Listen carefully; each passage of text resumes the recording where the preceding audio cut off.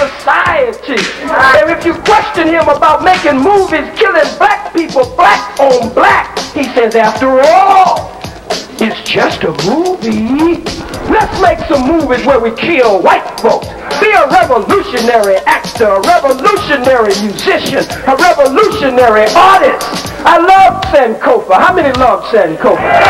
But there's one thing about Sankofa I did not like. We saw them abuse us and misuse us throughout the movie of Sankofa. We saw the cracker rape our sister on the screen. Every time, brutally rape her. But at the end, when it's time called payback time, we see sister standing with a blade in her hand as the cracker comes riding down through the field. And sister we have to use our imagination that she killed him off the camera. I don't want no movie like that. Be a revolutionary movie maker. I want to see sister, after this cracker misused her whole movie, I want to see sister take a blade and cut that cracker's damn head off. I want to see his head roll down the field on the movie. I want to go to the cinema, go over to Magic Johnson's cinema. I want to go in and sit down in them plush seats at Magic Theater. I want to see a revolutionary movie maker put a movie on the screen where he killed crackers so hard and so long. At the National Black Theater, the debate's going down. Both of the brothers is going in. They're dropping knowledge. People are reacting, some, you know, the way that they react. And one thing I want to say and address from my viewpoint and my aspect of the knowledge, the brothers are strong. Seti strong, we already know that the Hebrew brothers are strong because that's an innate nature within us as black people. We got that power, we got that strength, we got that kundalini energy. So a lot of times we have the ability to come out with information and speak strong and articulate. The Hebrew brother is strong, and this is just my opinion, but I think he's a lot stronger than his information is. What do you mean by that, Sankofa? What I mean by that is when you're in a debate and you're dealing with scholarship, you're supposed to be bringing scholarship to this dissertation that you're having, okay? What I mean by scholarship, things that are researched, and research doesn't mean because it was in a book or you have a picture that that's actually all that you need to validate and have a valid claim. What I'm trying to say is this. The Hebrew brother, in my opinion, failed to produce, once again, primary contemporary sources. And what I mean by that, something that substantiates Hebrewism and the things that their claims are and the things that they base their life and their premise and their belief system on. I didn't see any kind of original data or stuff. Now Seti, he brought out pictures that date back to, because we're not there, so all you can use is a picture. It's not like you can bring you to Egypt himself, but he brought pictures and artifacts and things, not only from Kemet, but from Sumeria and other places, okay, of places of antiquity to validate the claim that places of antiquity had civilizations. Whether we agree with the semantics of whether they was teaching truth or whether they were inspired by God, it's a whole nother topic for a whole nother day. My point is the Hebrews have yet, and the brother specifically has yet to show something with a Hebrew validation for their claim with contemporary history, i.e. something that dates back to 4,000 years ago, that dates back to the times of Abraham or the times of Moses or the times, because this brother doesn't believe in the New Testament, so we don't have to even talk about that fallacy. We already know the New Testament is a play written by Erasmus Desiderium, a 15th century playwright who was also a part of the Catholic Church. So we don't have to even entertain that part, but the part that he's dealing with the ancient Old Testament scripture, he is supposed to have more presented, more tangible evidence. I'll give you an example. When he talks about, when the Bible talks about the Canaanites, the land of Cain, when they was cast out of the garden, Adam and Eve, who I believe that story is valid on an esoteric level. It has a lot of knowledge that speaks volumes on an esoteric level, meaning the meaning behind the meaning. When you take that story literal, you miss or you fail to extract from it the spiritual fruit, i.e. knowledge that you're supposed to get with it. Excuse me, everybody keeps calling me now. while I'm trying to do this interview, okay? And when he talks about, there's a lot of things in the Bible claims that can't be validated or proven. For instance, when Cain killed Abel, he went into the land of Nod. We know that lands are named after people. It was a land called Nod, and it was the only people on the planet. There'd be people called Nod, or somebody's name was Nod prior to that. I don't know if it was called Nod because they had some good dope there, and it was called the land of Nod because of that. You know what I'm saying? Right. But where is anything to prove the land of Nod existed? Where's any primary resource to validate that claim? Can you show me something, you know what I'm saying, on the wall, because we're not there, but something, a picture or something that is a relevant contemporary resource? And I hate to keep saying, and I don't want to sound repetitive with the word, and I say this in a lot in interviews, contemporary resource of manuscripts. And the reason why I have to keep emphasizing that, because we know that the Hebrew text doesn't exist. There's nothing of validity tangibly that validates a lot of their supernatural and immaculate and in these big giant claims that they have that make them a great people, as though they're claiming. I do believe that there's truth in it in an esoteric level, though. I don't think the brother used real primary reason. I'm not going in on the brother. Me and the brother went up there and we kicked it. We had a good exchange, and he already knew my stance because he's seen other videos that I did before this. So it's not like I'm talking trash about the brother. Right. His hand, like, you know, some of these sucking niggas are gonna come out here and say. Right. You know what I mean? I'm just standing on the premise that I'm standing on and giving you my viewpoint and opinion, and everybody's entitled to theirs. He did drop some knowledge, and I'm not gonna say there was absolutely no truth to the things that he did convey, but then I would have other questions.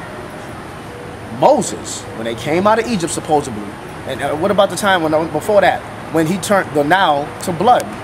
Now we know that blood has DNA in it, and we haven't found any DNA in the Nile River to prove that that was turned to blood. That has to be, and the reason why I'm saying it is because they take this literal, and we know that God can do all things, but when you do something, you leave a certain kind of trait or marker or evidence behind to validate that this is what really happened. Okay. When they was in Kadesh for 40 years, after they came out, they was wandering around for 40 years, after they came out of the land of Egypt, 40 years, another numerical, a numerological science, which is a whole nother topic once again, you know what I'm saying? 40 days, 40 nights, fasting. Moses was 40 years old when he received, 40 years old when he joined unto his people. It takes a woman 40 weeks to be pregnant. It represents 40 giving birth, or a change, or birth coming into something. That's what 40 stands for. Whole nother topic. But they were in there for 40 years before they went into the land, before they were birthed or went into that land. Okay, they were there for 40 years, and they was fed bread from heaven, meaning the skies, or the celestial galactical place that you call the heavens. My question would be then too, if we were to take these stories literal, you have to explain to me, how is it that the Most High God, Yahuwah, as you refer to, or Yahweh, how you refer to them, okay, because we know that bread is made up of dough, we know that's made up of wheat, and we know these are things that grow on earth. Wheat, which makes dough and all that. So they had to have wheat, okay? They had to have bread, and they had to have yeast. So they had to have a mechanism in which to bake or to heat this to make it, the yeast rise and form into what's called bread. So they had bread, they was baking bread in heaven and sending it down to earth and feeding them for 40 years. Is this literal? Is this allegorical? Is it esoteric? I need to know these questions. And if this is things that really happen, and these are people of antiquity, and these are lands that they had to go through until they got into their own land, I want to know, how come other places or people of antiquity never recorded people of the Israelites coming into their land at that time? Contemporary history, meaning that it's conducive with the time frame that they're claiming, whereas the people saying that, yeah, the Israelites came into our land. I'm not talking about some forged history or a Xerox copy that somebody wrote and said that so-and-so said this, and so-and-so said that. I'm talking about, where is the proof? Tangible, primary resource, not secondary or narrative resources like a lot of what we've seen up there. So I said the brother was strong, he's powerful, and I love that brother because of the love of the people is at the root of what the Hebrew Israelite mission is all about, especially their group, their specific organization or movement of the Hebrew Israelites. You see they playing the drum, which is Africa, you know, which is African in origin. You know what I'm saying? Because we are African. And one thing I like about these Israelites, they don't disclaim the African connection. So my thing with them isn't how aren't we African, it's where is the proof, okay? I'm talking about primary resource proof. Now Seti, and people are going to have their own opinion, he put proof out. But if you believe in a religious kind of context, or a religious, which is tied into emotional, and there's nothing wrong with emotions, because we're spirit and emotional beings. We have feelings, that's what emotion is. But if you feel strong about something, and somebody brings a strong point, or you perceive as a strong point, or the energy that they put behind it, their dialogue or their dissertation, okay, and they was articulate in their conveyance of it, okay, and they had very good vernacular in doing this, a person that has emotion, that's not really care about scholarship, that believes God can just control all things, we don't always have to have proof, okay, will be fired up, okay, and will sit there and be like, clap and say, yeah, he got him, failing to realize that a debate is supposed to be about scholarship and using primary resources and empirical data. Not just I have faith in this, and this brother spoke well and he spoke powerful. And he showed something that he wrote and typed himself and then interpreted it, which is a narrative and a secondary source, not a primary resource, i.e. a Hebrew contemporary text, manuscript, or stone from that time in which they're claiming. Okay? And I'm not saying this to beat up on the brothers. At the end of the day, it's all love. I love the brothers. And I love the fact that they're trying to unify and clean up black people. You see the women in there looking beautiful, wearing dreads. They're not eating swine. They're not running the streets. They ain't got their kids all about just McDonald's and Lil Wayne and watching the Maury show. I don't know that, but I'm going to assume that, and I'm going to give them brothers that credit, because you can see in the energy and the spirit in their face that they're about transformation, transition, and elevating, okay, and transcending what the European has done to our minds. They're doing it in their own way and fashion, and I respect them for that, because they're respectable about that. They don't hate the black women like certain Israelite groups. You see them in there with women in there looking strong and beautiful. You see the brothers in there, you see the elders in there. So big up to the Hebrew Israelites, especially all the Hebrew Israelites. You know what I mean? Because at the root of it is love for the people.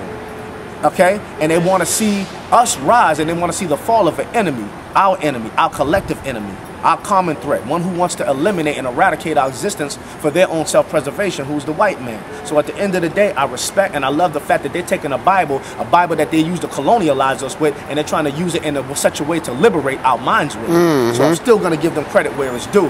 But at the end of the day, we need to see some primary resources for us to accept the validity on a literal level of the Hebrew scriptures. Okay, so we're living in a time of where a paradigm of consciousness is expanding, okay? We know that the only thing that stays the same and is consistent in this universe in which we are a part of is change. Change is inevitable.